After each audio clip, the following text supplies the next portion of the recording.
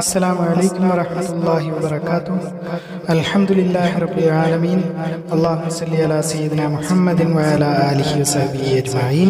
ഇബ്നു അബൂ മുലൈക്ക വിശദീകരിക്കുന്നു, Ibn Abbas എഴുതിയിട്ടുണ്ട്, ആർക്കെങ്കിലും എഴുത്തെഴുതിയതാണ്.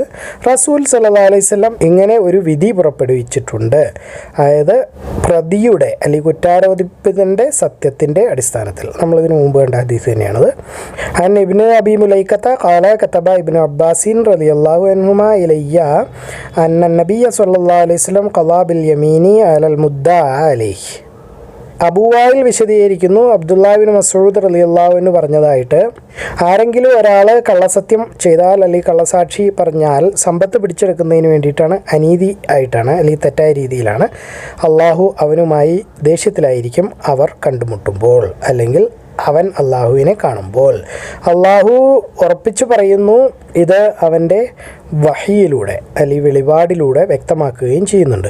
തീർച്ചയായും വളരെ ചെറിയ നേട്ടങ്ങൾ വാങ്ങിക്കുന്ന ആളുകൾ, അതായത് അള്ളാഹുവിൻ്റെ പേരിൽ കള്ളസത്യം ചെയ്തുകൊണ്ട് അള്ളാഹുവിൻ്റെ വാക്ക് ഉപയോഗിച്ചുകൊണ്ട് ആരെങ്കിലും എന്തെങ്കിലും നേട്ടങ്ങൾ നിസ്സാരമായത് ഉണ്ടായാൽ എന്ന് തുടരുന്ന ആയത്ത് അവർക്ക് ഭയങ്കരമായ വേദനയേറിയ ശിക്ഷയുണ്ട് എന്ന് പറഞ്ഞുകൊണ്ടാണ് അവസാനിക്കുന്നത്. 3-ാമത്തെ സൂറത്ത് 77-ാമത്തെ ആയത്ത്. അശ്ശാസ് ബിൻ ഖൈസ് ഞങ്ങളുടെ അടുത്തേക്ക് വന്നു, എന്നിട്ട് ചോദിച്ചു, അബൂ അബ്ദുറഹ്മാൻ എന്താണ് നിന്നോട് പറഞ്ഞത്? അപ്പോൾ ഞങ്ങൾ പറഞ്ഞു, ഞങ്ങൾക്ക് ഇങ്ങനെ ഒരു വിശദീകരിച്ച് തരികയായിരുന്നു. അപ്പോൾ അദ്ദേഹം പറഞ്ഞത് സത്യമാണ്. ഈ വഹ്യ് അല്ലെങ്കിൽ ദൈവിക വചനം ഇറങ്ങിയത് എന്നെ സംബന്ധിച്ച് ആണ്. ഒരു തർക്കമുണ്ടായിരുന്നു ഞാനും മറ്റൊരാളും തമ്മിൽ ഒരു കാര്യത്തിനെ പറ്റിയിട്ട്. ആ കേസ് അള്ളാഹുവിൻ്റെ റസൂൽ സല്ലല്ലാഹു അലൈഹി വസല്ലമയുടെ മുമ്പിൽ അവതരിപ്പിക്കപ്പെട്ടു. അദ്ദേഹം പറഞ്ഞു, എന്നോട് 2 സാക്ഷിയെ നീ കൊണ്ടുവരിക, അല്ലെങ്കിൽ പ്രതിക്ക് സത്യം ചെയ്യേണ്ടി വരും, അതല്ലെങ്കിൽ കുറ്റാരോപിതൻ സത്യം ചെയ്യും.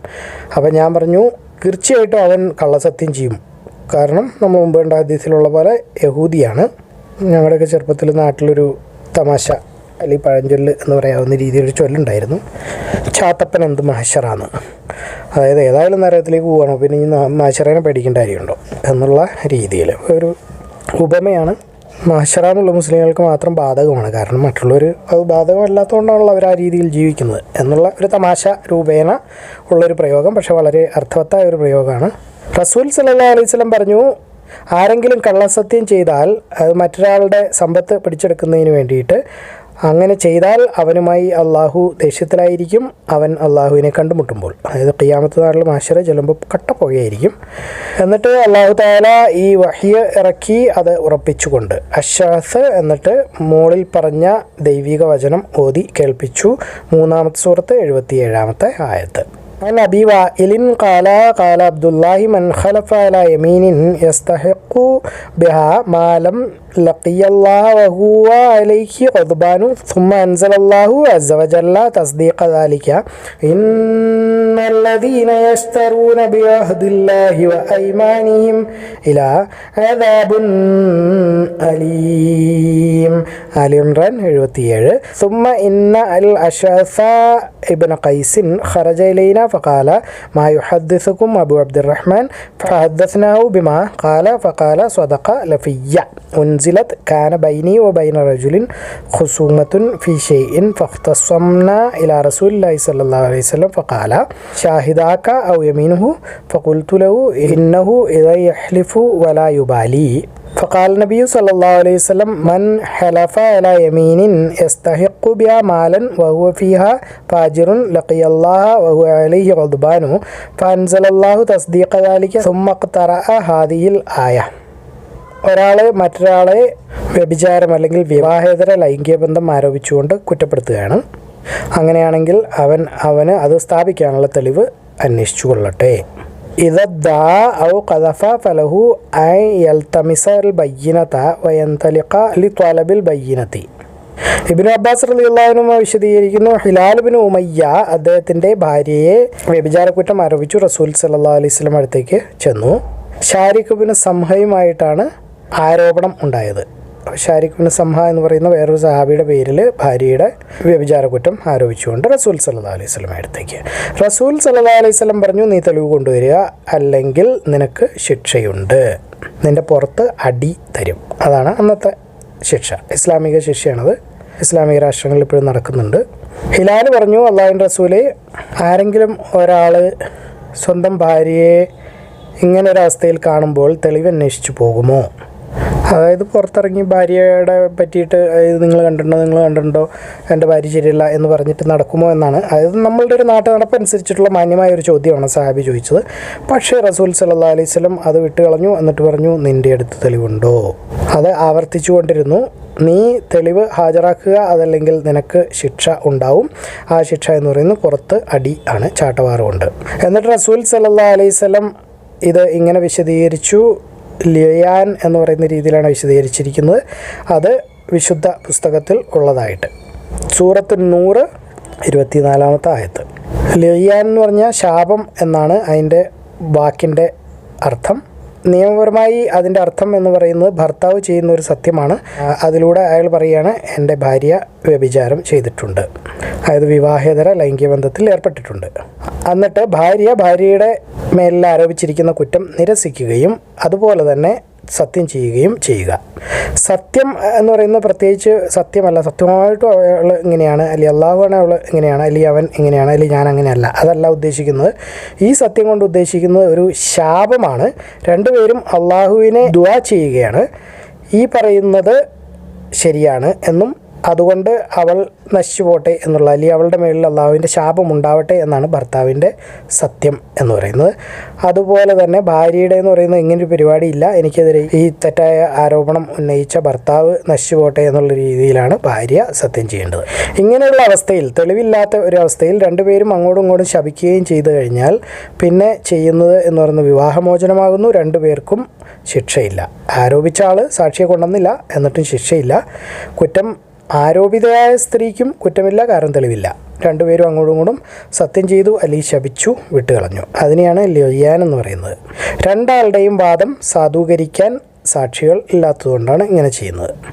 അന്ന ഹിലാല ഇബ്നു ഉമയ്യത ഖദഫ ഇംറഅതഹു ഇൻദ നബി സല്ലല്ലാഹു അലൈഹി വസല്ലം ബിശരീക ഇബ്നു സഹ്മാഅ ഫഖാല നബി സല്ലല്ലാഹു അലൈഹി വസല്ലം ലി ബയ്യിനത ഔ ഹദ്ദിൻ ഫി ളാഹിരിക ഫഖാല യാ റസൂലുള്ളാഹ് ഇദാ റഅ അഹദുനാ അല ഇംറഅത്തിൻ റജുലൻ യൻതലിഖു യൽതമിസുൽ ബയ്യിന ഫജാല യഖൂലുൽ ബയ്യിനത വ ഇല്ലാ ഹദ്ദുൻ ഫി ളാഹിരിക ഫദകറ ഹദീസൽ ലിആൻ. അസ്ര നമസ്കാരത്തിന് ശേഷം സത്യം ചെയ്യുന്നത് അൽ യമീനി ബാദൽ അസ്രി. അബൂ ഹുറൈറ റളിയല്ലാഹു അൻഹു വിശദീകരിക്കുന്നു, അല്ലാഹുവിൻ്റെ റസൂൽ സല്ലല്ലാഹു അലൈഹി വസല്ലം പറഞ്ഞതായിട്ട് 3 തരത്തിലുള്ള ആളുകളുണ്ട്. അവരോട് അള്ളാഹു സംസാരിക്കുകയില്ല, അല്ലെങ്കിൽ അവർക്ക് നേരെ അള്ളാഹു നോക്കുകയും ഇല്ല, അവരെ ശുദ്ധീകരിക്കുകയും ഇല്ല അവരുടെ പാപത്തിൽ നിന്ന്. അവർക്ക് വേദനാജനകമായ ശിക്ഷയും ഉണ്ട്. അവർ ആകുന്നു ഒരു വഴിയിൽ ആവശ്യത്തിലധികം വെള്ളം ഉള്ള ഒരു ആൾ, അല്ലെങ്കിൽ ഒരു കിണറോ കുളമോ എന്തെങ്കിലും ഉണ്ട്, അയാളുടെ ആവശ്യം കഴിഞ്ഞിട്ട് അതിൽ വെള്ളമുണ്ട്, അതൊരു വഴിയിലാകുന്നു, വഴിയരികിൽ യാത്രക്കാർക്ക് അത് കൊടുക്കാതെ തടഞ്ഞു വെച്ചു. അപ്പം നമ്മുടെ ആവശ്യം കഴിഞ്ഞിട്ടുള്ള വെള്ളം നമ്മളുടെ അല്ല, അത് പൊതുമുതലാകുന്നു എന്ന് നമ്മൾ മനസ്സിലാക്കണം. നമ്മുടെ അത്യാവശ്യവും ആവശ്യമൊക്കെ കഴിഞ്ഞിട്ട് പിന്നെ എന്തെങ്കിലും ഉണ്ടെങ്കിൽ അത് തടഞ്ഞു വയ്ക്കാൻ യാതൊരു അധികാരവും ഇല്ല. ഒരു ഇസ്ലാമിക ഭരണാധികാരിക്ക് സത്യപ്രതിജ്ഞ ചെയ്യുന്നു, അല്ലെങ്കിൽ വിധേയത്വം പ്രഖ്യാപിക്കുന്നു, പക്ഷേ അത് ഭൗതിക നേട്ടങ്ങൾക്ക് വേണ്ടി മാത്രമാണ്. ഭരണാധികാരി അവനാവശ്യമുള്ളത് കൊടുക്കുമ്പോൾ അവൻ ഭരണാധികാരിയുടെ അനുസരണയുള്ളവനാവുകയും അതല്ലെങ്കിൽ അവനെ തള്ളിക്കളയുകയോ അല്ലെങ്കിൽ അവൻ പറയുന്നത് അനുസരിക്കാതിരിക്കുകയോ ചെയ്യുന്നു. ഇങ്ങനെയുള്ള ആളെ രണ്ടാമത്തെ കൂട്ടം. മൂന്നാമത്തെ എന്ന് പറയുന്നത് അസ്ര നമസ്കാരത്തിന് ശേഷം വിലപേശുന്നവൻ. എന്നിട്ട് ഒരാളും മറ്റൊരാളും തമ്മിൽ വിലപേശുകയാണ്. രണ്ടാമൻ അള്ളാഹുവിൻ്റെ പേരിൽ ഒരു സത്യം ചെയ്യുന്നു, ഈ സാധനത്തിന് ഇത്ര വില ഇട്ടതാണ്, നേരത്തെ ആളുകൾ ചോദിച്ചതാണ് എന്ന് പറയുമ്പോൾ മറ്റേ ആളത് വിശ്വസിക്കുകയും അത് വാങ്ങിക്കുകയും ചെയ്യുന്നു. ഇതൊക്കെ നമ്മൾ നേരത്തെ വിശദമായിട്ട് കണ്ടിട്ടുണ്ട്. ഇതിൻ്റെ ഉദ്ദേശം എന്ന് പറയുന്നത് നമ്മുടെ മാതിരി വലിയ കടകളൊന്നുമല്ല ഇപ്പോൾ ഉള്ള പോലെ. അപ്പോൾ വൈകുന്നേരം ആകുമ്പോൾ കടയടച്ച് വീട്ടിൽ പോവുക, പൂട്ടിയിട്ട് കാശെടുത്ത് ബാങ്കിലിട്ടിട്ട് പോകുന്ന അങ്ങനെയുള്ള പരിപാടികളല്ല പണ്ട് കാലത്ത്, അല്ലെങ്കിൽ റസൂലിൻ്റെ സമയത്ത് എന്ന് പറയുന്നത്. നമ്മൾ സാധനങ്ങളായിട്ട് പോകുന്നു, തറയിൽ തുണി വിരിച്ചിട്ട് അതിനകത്ത് വെച്ച് വിൽക്കുന്നു. അല്ലെങ്കിൽ കൊട്ട ബാസ്ക്കറ്റൊക്കെ ആണെങ്കിൽ പഴങ്ങളോ എന്താണോ അരി ധാന്യങ്ങളൊക്കെ ഉള്ളത് അതുപോലെ കൊട്ടയിലും പാത്രത്തിലും ചാക്കിലൊക്കെയായി നിരത്തി വെച്ച് വിൽക്കുന്നു. വൈകുന്നേരം ആകുമ്പോൾ ഇത് തലയിൽ ചുവന്ന് വീട്ടിലേക്ക് കൊണ്ടുകൊണ്ട് വരും. കാരണം അവിടെ കടയൊന്നും മുറിയൊന്നും ഇല്ല, അടച്ചു വയ്ക്കാനും മാത്രം.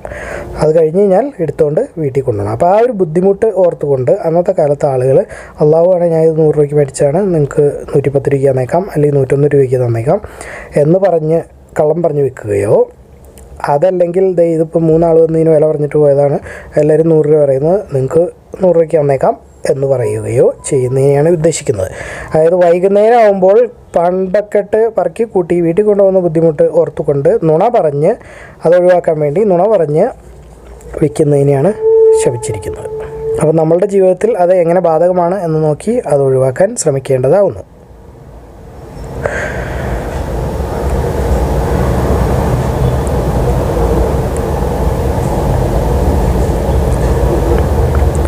عن أبي هريرة رضي الله عنه قال قال رسول الله صلى الله عليه وسلم ثلاثة لا يكلمه الله ولا ينظر إليهم ولا يزكيهم ولهم عذاب أليم. رجل على فضل ماء بطريق يمنع منه ابن السبيل ورجل بايع رجل لا يبايعه إلا للدنيا فإن أعطاه ما يريد وفاء له إلا لم يفي له ورجل سوام رجلا ബിസില്ലാത്തിൻ ബാദുല്ലാസുരി ഫഹലഫ ബില്ലാഹി ലഖദ അത്താബിഹ കദ വകദ ഫഖദഹ.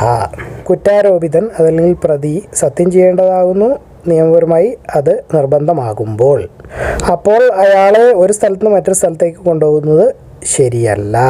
അതായത് ഒരു പള്ളിയിലേക്ക് പോയി സത്യം ചെയ്യാം എന്ന് പറയുന്നത് അതൊന്നും ശരിയല്ല. എവിടെയാണോ അവിടെയാണ് ചെയ്യേണ്ടത്.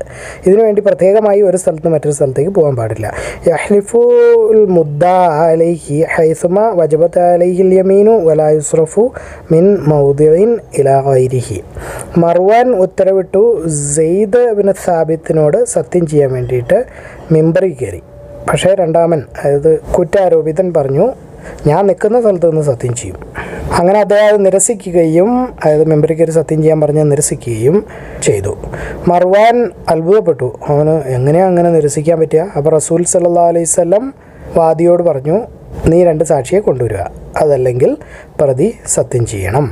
അവിടെ എവിടെയും പറഞ്ഞിട്ടുണ്ടായിരുന്നില്ല എവിടെയാണ് സത്യം ചെയ്യേണ്ടത് എന്ന്. ഖളാ മർവാനു ബിൽ യമീനി അലാ സെയ്ദ് ബിൻ സാബിത്തിൻ അൽ മിംബരി ഫഖാല ഉഹ്ലിഫു ലഹു മകാനി ഫജാല സെയ്ദുൻ യഹ്ലിഫു വബി അൻ യഹ്ലിഫ അലാ ബിൽ മിംബരി ഫജാല മർവാനു യഅജബു മിൻഹു വഖാല നബി സല്ലല്ലാഹു അലൈഹി വസല്ലം ഷാഹിദാക ഔ യമീനുഹു വലം യഖുസ്സ മകാനൻ ദൂന മകാനിൻ. അപ്പോൾ റസൂല പറഞ്ഞിട്ടില്ലാത്തതുകൊണ്ട് അങ്ങനെ ചെയ്യുന്നത് തെറ്റാകുന്നു. ഇബ്നു മസ്ഊദ് റളിയല്ലാഹു അൻഹു വിശദീകരിക്കുന്നു, റസൂൽ സല്ലല്ലാഹു അലൈഹി വസല്ലം പറഞ്ഞതായിട്ട് ആരെങ്കിലും തെറ്റായ സത്യം ചെയ്താൽ അല്ലെങ്കിൽ കള്ളസത്യം ചെയ്താൽ മറ്റൊരു ആളുടെ സമ്പത്ത് പിടിച്ചെടുക്കുന്നതിന് വേണ്ടിയിട്ടാണ് അത് ചെയ്യുന്നത് എങ്കിൽ അവനുമായി അള്ളാഹു ഭയങ്കര ദേഷ്യത്തിലായിരിക്കും. അവൻ അള്ളാഹുവിനെ കണ്ടുമുട്ടുമ്പോൾ, ഖിയാമത്ത് നാളിൽ മഹ്ശറയാണ് ഉദ്ദേശിക്കുന്നത്. നമ്മൾ ആദ്യമായി അള്ളാഹുവിനെ കാണുന്ന അവിടെയാണ്. നബി മസ്ഊദ് റളിയല്ലാഹു അൻഹു അൻ നബി സല്ലല്ലാഹു അലൈഹി വസല്ലം ഖാല മൻ ഹലഫ അലാ യമീനിൻ ലിയഖ്തതിഅ ബിഹാ മാലം ലഖിയല്ലാഹ വഹുവ അലൈഹി ഗദ്ബാനു. കുറച്ച് ആളുകൾക്ക് സത്യം ചെയ്യേണ്ടതായി വന്നിരിക്കുന്നു. അതൊരു നിയമപരമായ ഒരു ആവശ്യം, സത്യം ചെയ്യണം. പക്ഷേ അവരിൽ എല്ലാവരും ആദ്യം സത്യം ഞാൻ ചെയ്യാം എന്ന് പറയുന്നു. അങ്ങനെയുള്ളൊരവസ്ഥ. ഇദാ തസാറാ ഖൗമുൻ ഫിൽ യമീനി. അബൂ ഹുറൈറ റളിയല്ലാഹു അൻഹു വിശദീകരിക്കുന്നു, റസൂൽ സല്ലല്ലാഹു അലൈഹി വസല്ലം കുറച്ച് ആളുകളോട് സത്യം ചെയ്യാൻ പറഞ്ഞു. അവർ അത് ചെയ്യാൻ വേണ്ടി തിരക്ക് കൂട്ടി. റസൂൽ സല്ലല്ലാഹു അലൈഹി വസല്ലം പറഞ്ഞു നറുക്കെടുക്കുക, അല്ലെങ്കിൽ നിങ്ങൾ തമ്മിൽ തീരുമാനിക്കുക. ആദ്യം സത്യം ചെയ്യേണ്ടത് ആരാണ് എന്ന് തിരിച്ചറിയാൻ വേണ്ടിയിട്ട് നറുക്കെടുക്കാൻ പറഞ്ഞു. അൻ അബീ ഹുറൈറ റളിയല്ലാഹു അൻഹു അന്ന നബിയ സല്ലല്ലാഹു അലൈഹി വസല്ലം അർദ അലാ ഖൗമിൽ യമീനി ഫഅസ്റഉ ഫഅമറ അൻ യുസ്ഹമ ബൈനഹും ഫിൽ യമീനി അയ്യുഹും യഹ്ലിഫു. അല്ലാഹു തആലയുടെ വചനം, തീർച്ചയായും നിസാരമായ നേട്ടങ്ങൾ വാങ്ങിക്കുന്നവർ അള്ളാഹുവിൻ്റെ വാക്ക് അല്ലെങ്കിൽ അള്ളാഹുവിൻ്റെ പേരിൽ സത്യം ചെയ്തുകൊണ്ട്, അതായത് കള്ളസത്യം ചെയ്യുന്നതിനാണ് പറയുന്നത്, അവർക്ക് പരലോകത്ത് ഒരു വീതവും ഉണ്ടായിരിക്കുകയില്ല, സ്വർഗത്തിൽ ഒരു വീതവും ഉണ്ടായിരിക്കുകയില്ല. അവരോട് അള്ളാഹു സംസാരിക്കുകയില്ല, അവർക്ക് നേരെ നോക്കുകയില്ല. ഉയർത്തെഴുന്നേൽപ്പ് ദിവസം അല്ലെങ്കിൽ ഖിയാമത്ത് നാളിൽ മഹ്ശറയിൽ അവരെ അവൻ ശുദ്ധീകരിക്കുകയുമില്ല. അവർക്ക് വേദനാജനകമായ ശിക്ഷയുണ്ട്. 3-ാമത്തെ സൂറത്ത് 77-ാമത്തെ ആയത്ത്. അല്ലാഹുമ്മ ലാ തജഅൽനാ മിൻഹും ആമീൻ.